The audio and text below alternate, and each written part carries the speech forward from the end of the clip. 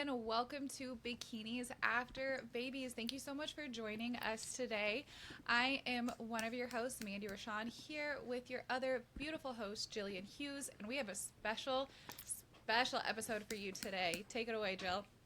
Hey guys, this is your other host, Gillian Hughes, and I am so excited for today's episode. Thank you for tuning in to Bikinis After Babies. Today we have a very special guest. I'm really excited to welcome Amber Engle. Amber is an IFBB Wellness Pro from Abilene, Kansas. She is a wife and a mother of two, and she's been competing for 7 years, beginning her journey in 2017 and earning her IFBB Pro card in July of 2021 at Masters Nationals, taking home first place in both the 35 plus and the 40 plus categories. Amber balances her career as an entrepreneur and professional athlete beautifully. And this past summer, she was crowned the IFBB Masters World Wellness Pro Champion. And I'm so excited to share her journey with all of you. Welcome to Bikinis After Babies, Amber Engle. Thank you so much for having me. I feel honored to be on here with you. Yes, we're so excited to have you and learn more about your story. So, you initially began competing in the figure division, is that correct? Actually, I started in bikini. Did you? Started in bikini, and my first show, one and only, I got pretty much dead last. And so my coach put me in bikini, and then she also put me into figure. So I won first in figure and dead last in bikini. And I really, really wanted to be a bikini athlete. So I was just a little bit devastated, but it also told me, okay, so why go against the flow? You got to go with what the judges are telling you in the feedback, or this is going to be a really hard journey. So I transitioned into figure. I didn't love it. It was too robotic for me. Yeah. And so then I almost just, I felt like, I don't even know that this competing is for me. I don't know where I fit in. I almost threw in the towel. And then I think it was 2020 was when wellness became a thing. And I'm like, oh my goodness, this is it. This is what I think I made for. So I immediately called my coach and I said, I really want to do like the wellness division. And she said, let's do it. So that's where the journey began. And so the first show was in 2020. Awesome. So you had like a pandemic prep then, like some of us did? Yes, it was such a crazy year. Yeah. When did you end up getting on stage that year? So it wasn't until the very end of the year I got on stage in November. Actually, it was 2019. I'm sorry, 2019, because then 2020 was when, no, I take that back. It was 2020. Yes, sorry. And we had to wear masks on stage. Yes. And so that was really, really weird. And you're already hot when you're under the lights in front of everybody. And then to put a mask on, I don't know if you guys experienced that, but Yes, I did. that was horrible. See, I'm so glad I we're didn't past prep. those days.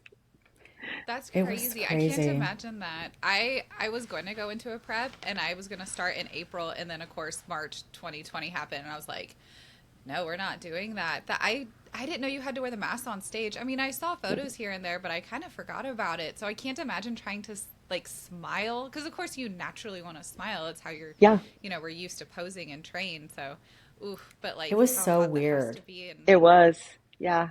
Did you have one that matched your suit? Because I have one that matches my suit from that year. I found the blingiest mask I could possibly find. Yes. I had gotten my suit designer made one for me, and Oh, my show cool. was like at the end of November, and things were like still like closed, but like starting to open up. Hmm. Like we still had social distancing, and there was still like a limited amount of seating, but we got to wear our mask like on our wrist. So it looked so ridiculous. I think I like rolled it up and stuck it underneath my bracelet. I had one of those big fat bracelets on. looks like she got cut off competing in the end of 2020 in November, correct? So, Mhm. did you compete in wellness in the end of 2020? Yes. So that was my first wellness show. Yes. So, how did it feel doing wellness for your very first time?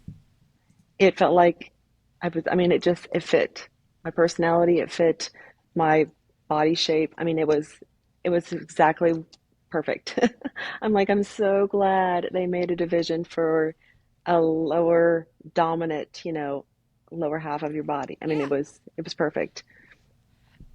And I bet since you like the flow of bikini better, like you said, it was more robotic doing figure since like doing figure, but and then going to wellness, you had that nice blend to where you have like Hmm. you're still doing your turns, but it's so much more flowier like bikini. Yes, for sure.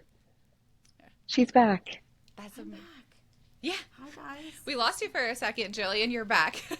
I saw myself freeze and I was doing something really crazy and then I just disappeared, but I could still hear you guys. So, Amber was just saying how she did wellness and how it just fit so much better, and it was definitely for her. So then at the end of 2020, at that wellness show, did you place, and that's where you like went to nationals after that in 2021? Yes, so I got first. And the crazy thing was, I mean, I was with the coach at that time, and I look back and it's interesting. I'm sure you both can attest to this, how much you learn. You're like where you started, and each like year, like things that you learn, how you evolve, like with training, nutrition, coaching, just everything. And so I was in the wellness, and I was on a keto diet. And so looking back at that, obviously I knew something wasn't quite right just because it's hard to build muscle without carbs. And so thankfully I kind of naturally had, I mean, I'm kind of built with a dominant lower body. So the show was, it was a local show. I got first. But in my brain, I'm thinking, okay, if I really want to go to the next level, I've got to figure out something a little bit different. And so I was actually listening to a podcast one day when I was working out, and it was Fit Body Fusion, and the girl that was on the podcast, like everything she was saying was like, aha, oh my goodness, I think that's the answer. So as soon as that podcast was over, I searched up Fit Body Fusion. I clicked the link. I wanted to talk to somebody, got on a phone call, and the rest is history. Like I found the right coach, and like things changed like within the training and the nutrition and everything, like total 180. But it was the perfect move at the perfect time. I mean, I couldn't ask for a better coach and a better team. I mean, it was more of what I knew that I needed to do. That's so great. You found that too. That Yeah, like you listened to it, you found it, it clicked, and it was just the perfect fit. And yes, I can absolutely attest to that. Whenever you find that, rather it's a coach or that group or like that hmm training regiment, the way you're eating and you see your body react and you see your body change, you're like, that's it. That's like what's missing, or that's like what my body needed. So that's amazing. 100%. yeah. I'm very curious to know, Amber, is there like something in your athletic background that like led you to this like beautiful lower body shape? Because I've worked with different wellness athletes or just known people, and I was just born this way. Or some people say that they had experience in several different sports. But what like led to the development of your amazing lower body? So a lot of it, was kind of born genetically with strong legs, and it's funny. You're probably going to get a chuckle out of this, but when I was a really little girl, like I always have loved just competition, and I was just kind of the challenge, like even when I was little. So my parents put me in like a tractor pedal pole, and that was the first like thing that I did, sort of as a little athlete, and like I won almost every single little tractor pull. So then I went to the state fair, and like that was when I knew like my legs are really strong. And I liked that competition, and like that's where the ball began rolling. So then, fast forward, I did sports, and through high school, and just always loved exercise and pushing myself. And because I knew I had strong legs, I loved to just work them, just it just naturally, whatever, our strengths are, we kind of tend to gravitate towards them naturally. So that's kind of how it began and evolved, which is kind of funny and interesting. So did you grow up? Did you grow up in Kansas? I did, yes. I grew up on a Yeah. farm. Hmm. I wondered because when you said like tractor pull, and I knew you're from Kansas because you're 2 hours like south because I'm from Kansas City, so you're like 2 hours south of me. But when you said State Fair, I'm like, oh my gosh, those like, because I grew up in Kansas City. I was born in St. Louis, but like I was raised in Kansas City since I was like 4 or 5 when my family moved here, and it's like all the small towns around me. Even though like I grew up in the city, it's like we always went to all the small towns. We always went Mm-hmm. to the fairs or the races or all of that kind of stuff, like you said, like the tractor pulls or 4-H, things like that. And it's like I remember those. Yes, the It's good old days. So, another yes. question that we like to ask our guests is, I know that you've got children that are older. Your daughter is 18 and your son is 21, right? So, Hmm. what was Yep. your journey prior to getting into competing? After pregnancy and raising kids, like, were you always involved in fitness? And maybe if you could share with us kind of what led you to think about doing your first competition back in 2017. Sure, yes. So I have always loved exercising. I did it in high school, and then kind of through my college years, I kind of didn't exercise a whole lot, but I knew that, I mean, I love it. And then I also love the endorphin feel from it. Mm-hmm. So it also, for me, and I think everybody's a little bit different, but like I knew that my body needed that to feel good. And so, that's kind of part of why I loved it as well. But I got pregnant, got married, got pregnant, had my son Rock, and I wanted to be a stay-at-home mom. And so for the most part, was a stay-at-home mom. I worked 1 day a week, but I got myself a little jogger stroller, and I would bundle him up every single morning. And I started out running. I would go 1 mile, and I push him in that little jogger stroller. By the time he was, I think it was 5 or 6 months old, I was running 6 miles a day and grew to love it. I mean, in high school, I hated running, hated it, but grew to love it, after I had kiddo. And then I had my daughter. And so then I got a double stroller, and I started pushing both of Oh, them in the wow. stroller. So every day we'd go for this little jog until like they outgrew that stroller.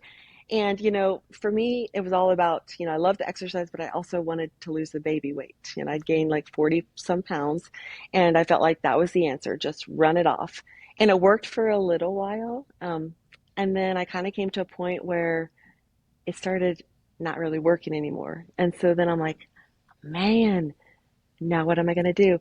And I was scared to death to lift a weight because I didn't want to get bulky, Yeah. so I was a cardio bunny, running, walking, anything I could do just to burn calories and lose weight and keep my weight off, and then tried to like eat as little as possible through the day. And we know where that gets us because it always backfires by the end of the night, but tried every single thing under the moon and sun, and so finally started, like, I got myself a little workout video, and I started kind of lifting light weights. I didn't want anything heavy because I didn't want to get bulky.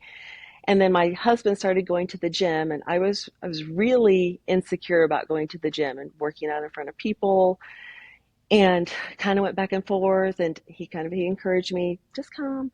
So I decided to go to the gym, and I met a girl, and we kind of hit it off right away. And she told me she was a bodybuilder, she was a competitor, and it immediately sparked my little brain. I'm like, tell me more, because not only do I like to work out, but I also like the glamour too, a little bit. I loved watching like the Miss USA pageants when I was a little girl, and so it really was, intriguing to me. And so she told me kind of what she was doing. And so um, I actually joined her on my first show. So we did that first show where she's real tiny. She's definitely a bikini competitor. So we did the show together. And then I mean, she's kind of retired from bodybuilding. But for me, it kind of like sparked like this passion and like this fire within me. I'm like, I love this. And so the more, that as the years went on, and then I found the right coach, like it just like I'm so passionate about it. Like it seems like each year I feel like I just fall more and more in love with the the whole process of it, I guess. That's awesome. Yeah, I definitely think we all at least, we're very similar age. And so it was so similar for me, with my post baby journey. It was, cardio, cardio, and that was the whole thing. And Hmm. now I think women have such an advantage because there's so much information about strength training and how healthy it is for us. But I mean, back like 10 years ago, I got started competing like almost 20 years ago. It was even in bodybuilding, we were doing tons and tons of cardio and eating no carbs. Hmm. And, things have really come a long way. So I'm sure you've seen things evolved as well as you've been on your journey. But what I want to dive into a little bit is sort of maybe some of the challenges that you've faced as a business owner and preparing for high level competitions. And now you are a pro athlete and our world champion. I cannot stop saying it because I think that's so incredible. But, a lot of our listeners are struggling in their fitness journeys, whatever level they're at, just to kind of, figure out how to do it all. So what has that experience been like for you? And do you have any helpful tips for our listeners? Man, Gillian, I feel like it's all about planning. I mean, nobody sets a goal and achieves it without having a plan in action. We all know that. And so, I mean, for me, I have to figure out, okay, I have 24 hours in the day. This much time goes to work. This much time I want to give to my family. This much time, goes to keeping my home together, whatever it is. So what I do with the rest of my hours. So my day starts at 3 a.m. I wake up, I hit the gym by 3:45. I'm home by about 6:30. I get ready for work. Like it's all about like every single hour of my day, even like to the food prep. Like I have certain days that I food prep. I'm always food prepping for the next day, or like 2 days out if I, have something big that I know I'm not going to have time. So being very strategic with your time is key. And knowing, I mean, you know, we set a goal, but in order to achieve a goal, you have to implement your habits. And your habits have to be consistent daily to add up to meet that goal. And so I think that's just the key is just making sure that you know your goal and what it's going to take to get there and having that plan in action and being consistent. Yeah, absolutely. What would your advice be to someone who, acknowledges those things but still has trouble like putting the plan in action? Because I mean, I want to say boundaries because that's something that has been hard for me, but something that I've implemented is setting boundaries. But what would you tell somebody if they were really struggling to execute their plan? I feel like you can't eat the elephant in one whole bite. And so if it's overwhelming, you're not going to do it. Yeah. And so, setting those little tiny goals, even if it's, I want to get out and walk for 10 minutes a day. That's my goal. That's a great goal. That's better than sitting on the couch, for the whole evening. So do something that is attainable for you. And every single person is different. Everybody's schedule is different. Everybody's goals are different. I think about people who run marathons and, they say they want to run a marathon. And how long does it take them to get there? I mean, it's a Yeah. journey. They have to train, they have to start with 1 mile or even a half a mile and gradually work up. And so I think it's the same in your fitness journey, to set goals that are small enough. And each goal that you achieve gives you the confidence that you can do one more thing. Like if I do this, then I think I can do this and this. And it's so cool how, I mean, yeah, fitness is great for your physical, your mental, and your emotional, but it also does something from the inside out that I think is so cool. It builds a confidence within yourself, and it's unexplainable unless you really have walked it. And I know both of you experience this. I mean, I feel like you can't be in this competitor lifestyle without really experiencing that confidence that you're not the same person as when you started, and I think that's really cool. Yeah.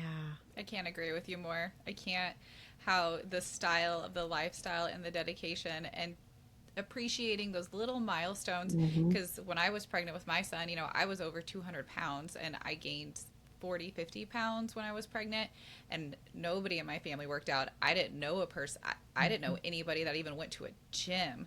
It wasn't around me. It wasn't till way later I discovered that. But like you said, those little milestones, you're like, oh, I did lose an inch. I Hmm. didn't think I could. Well, maybe I can lose another inch. Maybe I can Hmm. lose 10 pounds. And taking a moment to celebrate those little milestones to get you to where you want to be is just, it leaks into all the other avenues of your life, whether it be business or college or your, career.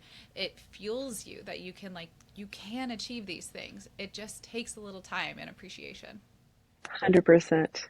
Yeah, absolutely. And I think when it comes to like juggling it all, that can probably be one of the most overwhelming things is, well, I barely have Hmm. enough time to even take my Christmas tree down. How am I going to Hmm. fit time for X, Y, and Z? But like going back to your point, if you're breaking things down into smaller steps and going, this is my goal, but I don't have a particular deadline of when I'm going to reach that goal. I just know I'm going to get there one day. So I think Hmm. that's really good advice because if you're just getting started, it can look like, oh my gosh, I would love to achieve that, but there's so much work ahead of me, and you can almost stop yourself from even getting started. So I think breaking things down and certainly, looking at where someone's at in their journey is like very inspiring, but it can also be, I'm like, is it too late to start? I've got so Hmm. far to go, but if you just like take it step by step, day by day, and just like build on that. I think that analogy with the marathon, I think, is really a really good one for people to think about. Mm-hmm. Hmm. So, before we kind of talk about your next big goals, I do want to talk about the amazing summer that you had. I have to tell you, when your picture popped up in the feed that you had won, I was like, oh, I know her. Oh my gosh, that was so cool. So, what was your experience like of preparing for the World Championships and then being crowned the champion? It's really interesting. 2023 was, it was a little bit of a roller coaster. I think we all kind of experienced that where, mentally at the beginning of the year, so I did a show. Actually, a year ago, I was prepping for a show in Georgia that was the end of March, I think March 30th. And I was a little bit in my head through that whole prep, just feeling like I just couldn't quite get a handle on like the prep was getting the best of me, I guess is what I should say. And I kept persevering and, just trying to just pull myself up. You can do it. And I went to the show and, when you step on that stage when you really haven't given 100%, like there's a little bit of an ache inside of your heart, like, man. But I also didn't quit. And so I'm like, you know what? Positive self-talk. It's all right. It's all right. So I get done. I got second at that show. And I walk off the stage, and the judge is waiting for me at the bottom of the stairs. And he pulls me aside, and he kind of gives me a couple of compliments, and then he says, if you really want to go to the next level, you need to work on this and this and this and this. And there was about five things. And talk about, for a moment, like I was deflated, just feeling like, whew. And I really struggled with that. But then, you know, through that, I really went home and I processed, and I talked to my coach, talked to my hubby, and I realized, you know what, if I'm going to go to the next level and be successful, I have to be able to separate my emotion from the sport. And that's hard to do as a woman because, I mean, we stand up on that stage working how many weeks, day in and day out. And, if you don't achieve the expectation is huge. But if you don't achieve that, I mean, it really can take you for a tailspin. I mean, we all know that, especially being a woman. And so, being able to really like, okay, pull yourself out of this. And if you are an athlete, and so the emotion has to stay here and the athlete has to stay here. And Yeah. so from that show, I really regrouped and kind of worked on my mental state a lot and just kind of how I talked to myself, how I approached my training, even, taking the feedback from my coach when she would say something negative and using it, you know what? I can work on that. There is always something that I can improve on. And she's not trying to hurt me, she's trying to help me. And so just flipping the switch of how I perceived things was really the key for me. Um, and so that next prep started in June. I mean, I called Jody. And I said, you know what? I think I really want to do another show. And I really think mentally I'm on board and I'm ready. She's like, are you sure? I said, I'm sure. Let's do it. So we had 12 weeks. And I'll tell you what, like I put the gas on and I'm like, I am not going to step on that stage like I did the last time, feeling like, man, I could have probably done X, Y, and Z a little bit better. And so I went all out. I felt like that prep was so smooth. My mental state really stayed in a healthy spot, which I feel like you can do everything right physically, training, nutrition, but if your mental state is not where it needs to be, it's it's not going to be the outcome that you want it to be because it's so huge mentality. And so the cool thing was, we flew into Pittsburgh and I have never met my coach in person. We do everything online. Yeah. And so Jody flew in and she met me. And I still get chills because it was the best weekend of my life. Like just having her there, meeting her in person, like, all these things, like there were butterflies, like, what if she's not what I thought she was going to be? What if, what if, what if, what if, what if? And I met her and I'm like, she's better than I thought she was going to be.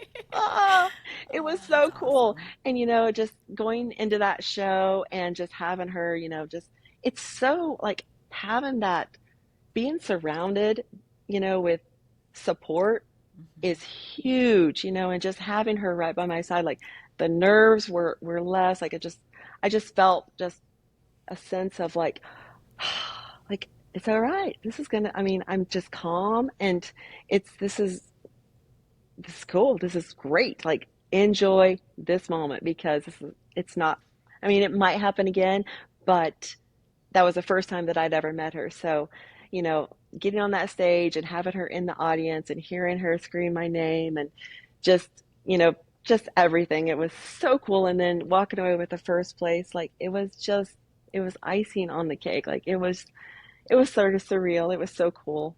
That's so That awesome. sounds perfect. That sounds so I beautiful. Like know. I I'm just like, get chills thinking about that. Like I want to It cry. was awesome. to be, oh, Yeah, it's incredible when you work that hard, and I've had similar experience that you spoke about with, your show where things didn't go as well as you had wanted it to. So that is like such a great victory to come back after kind of not showing up as well as you wanted to. And Hmm. certainly like I think there's you have to see it through. And when I've been Hmm. there where I'm like, okay, at least I didn't quit when I could have, so to come back and really to use that feedback for the positive. But I think that is so difficult as a woman. And also like, it's a subjective sport. So it's really tough not to take that feedback as criticism Hmm. and take it personally because you're literally putting your body up there.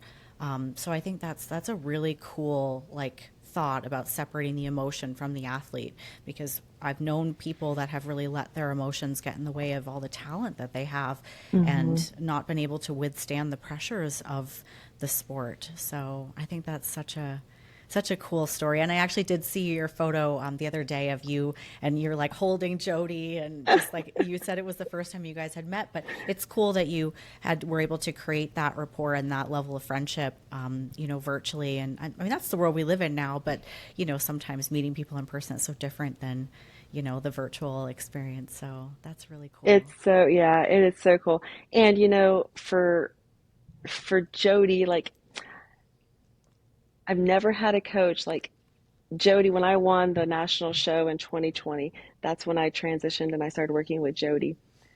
And I tell you, like I would not have stepped on a national stage without Jody. She saw it before I saw it. She believed in me Yeah. before I believed in me, and she kept feeding me that positive, like she was just walking it out like it was just going to happen. I'm like, I, but the more she said that, like it built believability in me. And all of a sudden, like I grabbed a hold of that too. And I was in for the ride. But without her really pushing me out of my comfort zone and saying, I believe in you and I see it, it's done. I would not have I would not have went any farther. Yeah. Wow, that's awesome. What a that's great beautiful story. to And it have a sounds like coach you've like that. Yeah, and Yeah. you've got a great, She's amazing. support system, amazing coach. Tell me a little bit about your support system at home with your family. Yeah. What are their feelings about mom being, a professional athlete and what that dynamic is like in your family? Oh man, I feel really, really blessed. I have a great family and I mean, the support is, it's amazing. My hubby is my number one. He's my number one supporter and encourager. Like, I don't know, I can't even put it into words. I guess I'll tell you just a little bit of how amazing he is. So when I was up in Pittsburgh, um, he goes to all the shows with me. It's kind of our thing that we do together. We've taken our daughter one time, but it's kind of Matt and I's little thing that we kind of get away and we do. Well, my suit was a little bit too big and I was kind of freaking out. And I'm like, oh, my suit, it keeps like sliding down. And so Matt said he went down to the hotel, like they had a little store in the hotel. He bought some thread and a needle, and he's upstairs. He went up to our room. He's like, "Give me your suit." He literally sewed my suit for me. He took out one or two of the jewels, sewed it back together. I have a picture of it. Oh my And gosh. like literally, that is my husband. Like he'll do anything. Like if I say I want to do something, he is he's behind me 100%.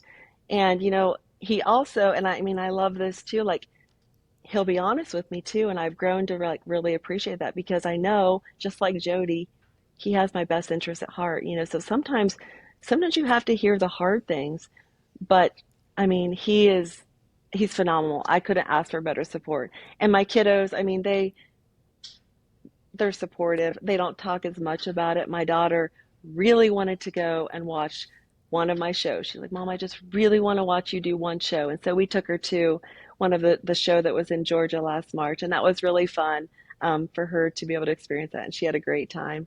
But I have a really great family, and they're very, very supportive. That's awesome. It's amazing. And that feels amazing. My husband is similar to that. Like, he goes to the shows with me. I know exactly what you're talking about when you have that person in your life that just cheers you on no matter Hmm. what. And they're always in your corner no matter what.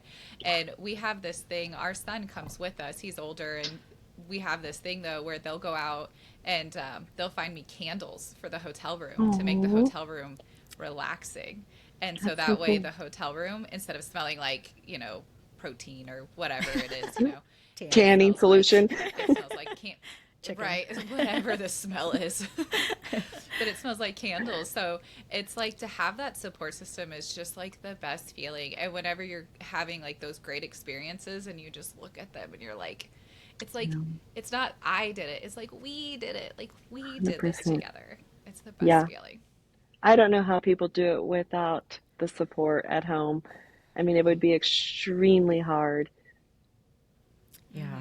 I can't imagine. I have a really good support system. The kids think it's pretty cool. They all want to compete one day and they all want to check out the trophies when I come Oh, home. And there's five of them, so I cannot take them all with me on show weekend. But that's key for sure is having yeah. that support. Definitely.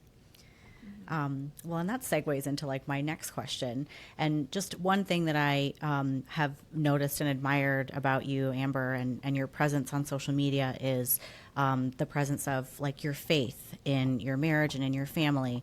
And I've had this sort of be a topic that I've spoken with other clients about. But has there ever been a time where your endeavors as an athlete, particularly in bodybuilding where we're in a bikini. Has that ever been, I don't want to say an issue, but just something that you've had to confront with the members of that community or people in that environment that maybe they had opinions about it that, or didn't agree with what it is that you do as an athlete?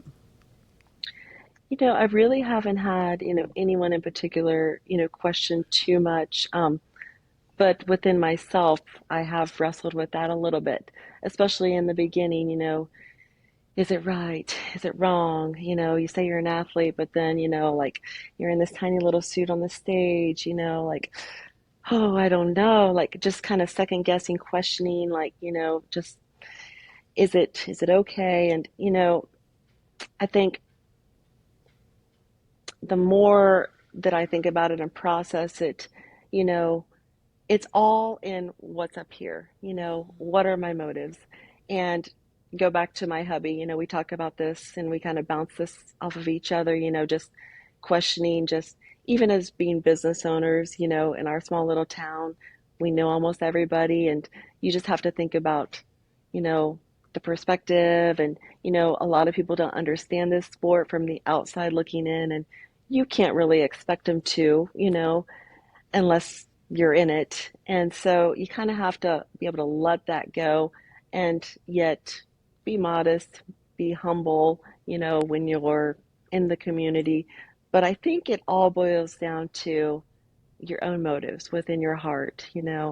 And I love this sport. I do it because I love the competition, the challenge, um, just the journey.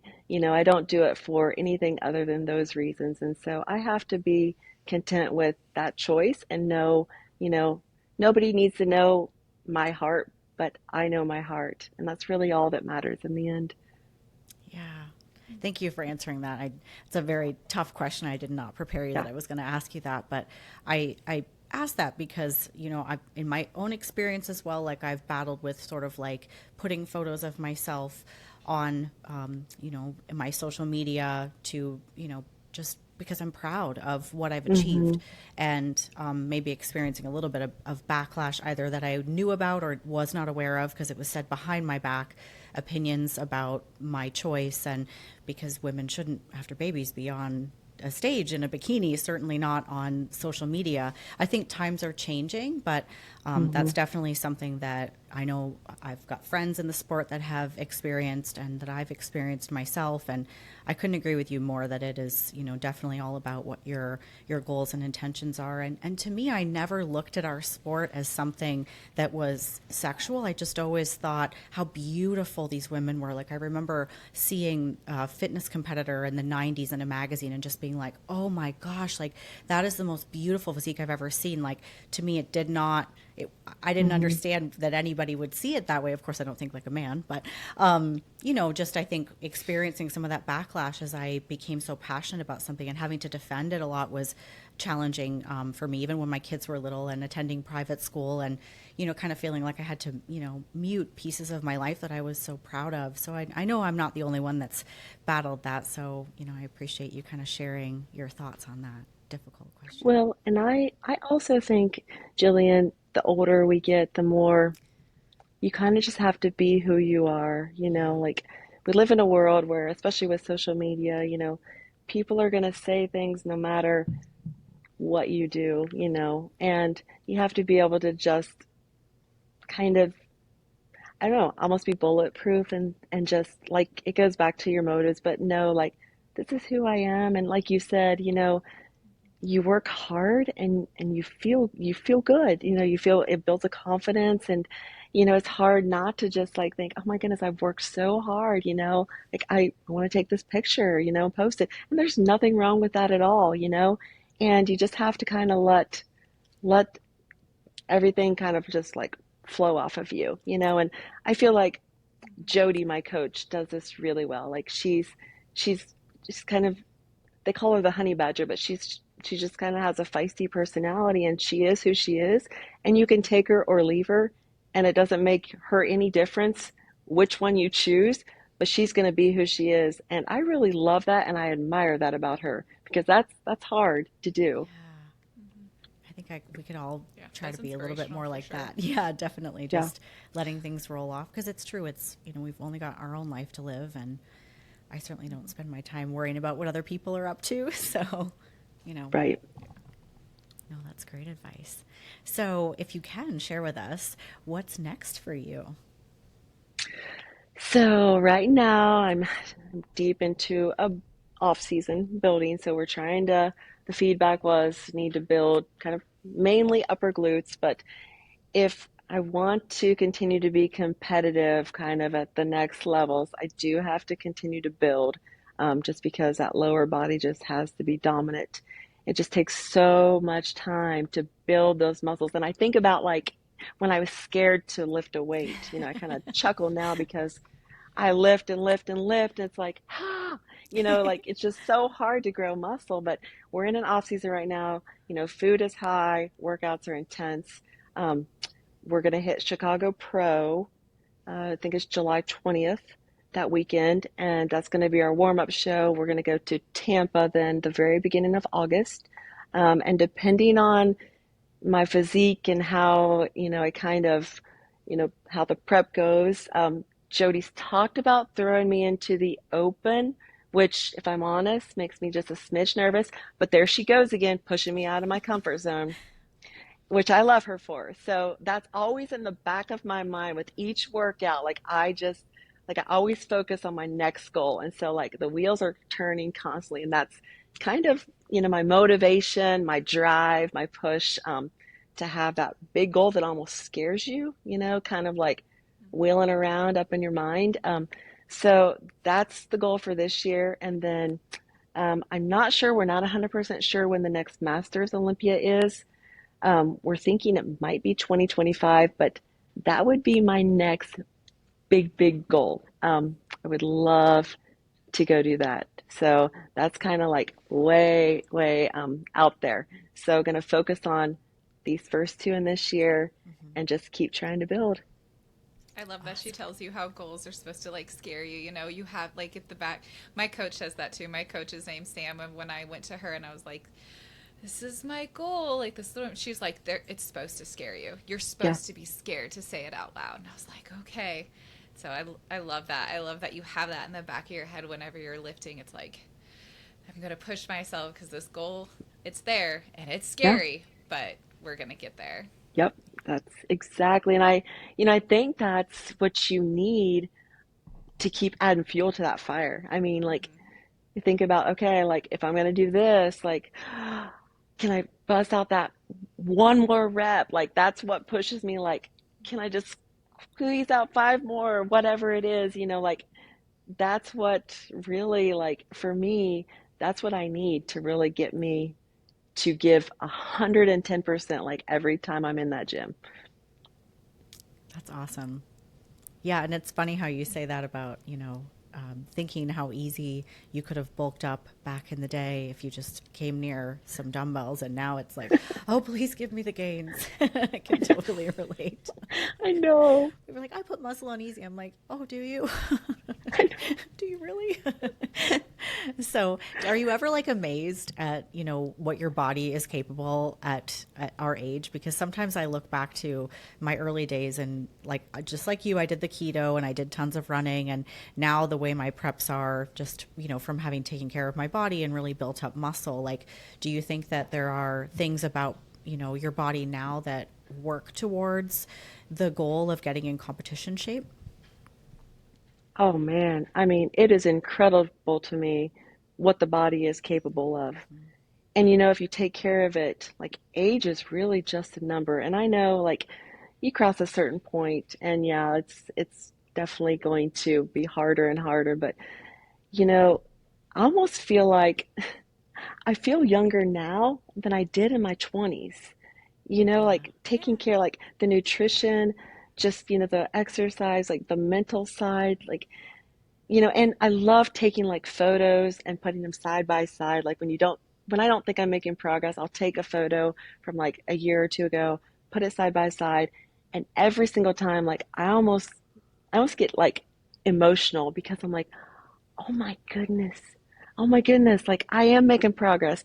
It's little tiny progress, but over time it adds up, and like just like I was doing cable kickbacks this morning in the gym and just like seeing the muscle that I've built, and it's taken a long time, but it's so cool to see, like, even a year ago I didn't have as much, and just chipping away at, like, the Mm-hmm. habit goes back to the habit, every day just chipping away at those habits and doing the work, not really thinking about the outcome, just doing the work. um, it all adds up and it's pretty cool. It is cool. Yeah, definitely. I love that. I think that's so inspiring for our listeners. And that's something I say all the time, but I can only say it so many times. So it's really awesome to hear that from you. Mm-hmm. Well, awesome. Well, this has been so much fun, and there's so many good nuggets. I cannot wait to listen to this back because this has been really, really great having you on. Do you have any final words or any advice for somebody who is getting started in their competition endeavors after babies? Hmm. You know, I really feel like you've got to love what you do. So, bodybuilding is not for everyone, hands down. But, if you want to set a goal and, whether it's being healthy or, taking your business to the next level, just find something that you are passionate about and just go for it with everything you've got. Walk it out little by little, do the steps necessary, whether it's hiring a coach or, getting a mentor, whatever it is, but you've got to find something that lights your soul on fire. And, it's everyone's different, but just finding something that you're passionate about, I think is so important. And it's really important, we have our normal lives, and with that, they're stressful, and, like just life is stressful. So to be able to have an outlet of something that you're passionate about, relieves that stress, gives you something that you're excited about. And I think that is so important, just for life in general. Yeah, amazing. That's so true. That's great advice. Yeah, I know. Oh, so good. Thank you so much, Amber. It was really, really great having you on today. Thank you, everybody, for listening. We're going to link Amber's social below so that you can follow her journey as she continues. And we cannot wait to see her on stage at the Masters Olympia in 2025. Thank you again for coming on, Amber. And thank you, everyone, for tuning in to Bikinis After Babies. Thank you.